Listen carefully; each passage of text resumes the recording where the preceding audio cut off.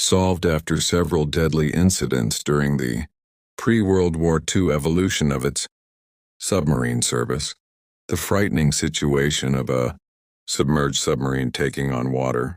Built in the Portsmouth Navy Yard in New Hampshire, the USS Squalus had been commissioned on March 1, 1939. The submarine had completed 18 test dives in the Atlantic Ocean off the coast, when the failure of its main induction valve led to disaster. Water poured in during the 19th dive, flooding the aft torpedo room, both engine rooms, and the crew quarters, and swiftly drowning 26 sailors. Earlier such accidents had plagued the service, including notable incidents involving USS Sturgeon and USS Snapper.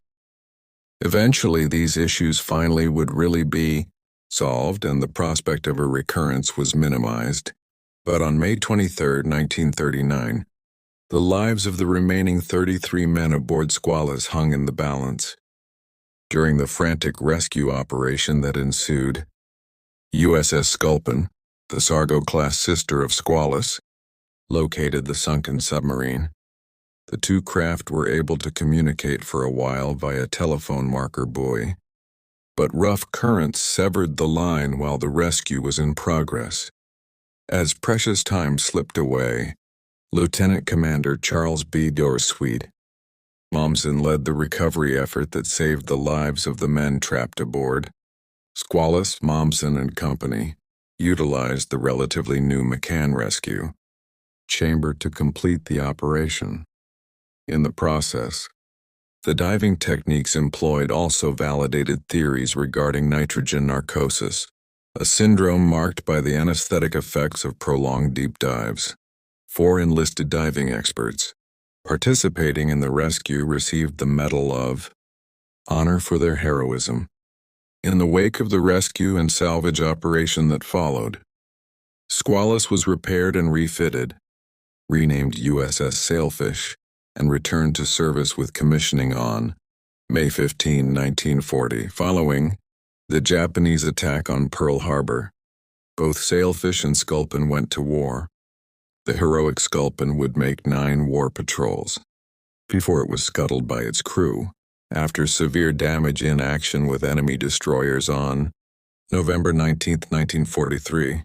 It is worthy of mention, however, that Sailfish also went on to deliver commendable wartime service. Interestingly, its commanding officers prohibited the mention of the word Squalus and meted out punishment to those sailors who violated the order. Meanwhile, Sailfish attacked, struck hard, missed opportunities, dove deep, and recorded victories through the course of a dozen combat patrols from December 1941 through December 1944.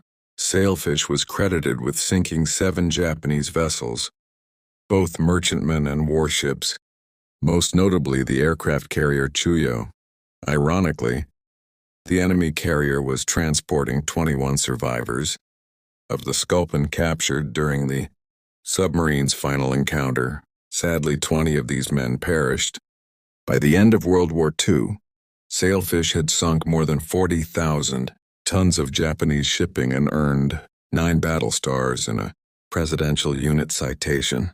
Up from the depths of the Atlantic, the resurrected Squalus had gone on to render outstanding service in the Pacific War, while the deaths of the prisoners aboard Chuyo offer a tragically ironic postscript to the Sailfish relationship with its sister hero, submarine USS Sculpin. After the war, Sailfish was decommissioned on October 27, 1945. Efforts to preserve the submarine in its entirety as a monument failed, but the conning tower was preserved at the Portsmouth Navy Yard, dedicated in 1946 as a memorial to the crewmen lost in a 6-year career as both Squalus and Sailfish. The rest of the veteran Sailfish hulk was sold for scrap in 1948.